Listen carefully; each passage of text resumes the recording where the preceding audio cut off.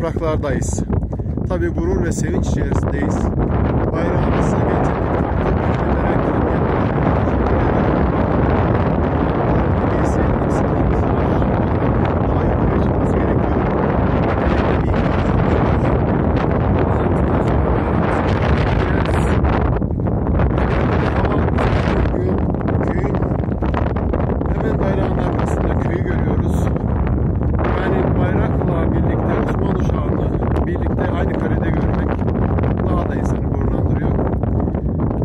Şehitler verdiğimiz şanlı Türk bayrağının yanında olmak, bu sesi, rüzgarın sesiyle birlikte bayrağımızın sesini hatırlamak gerçekten insana gurur veriyor.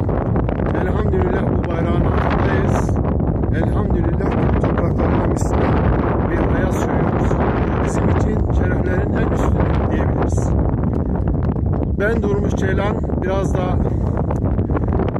gururlandım doğrusu. Tekrar ben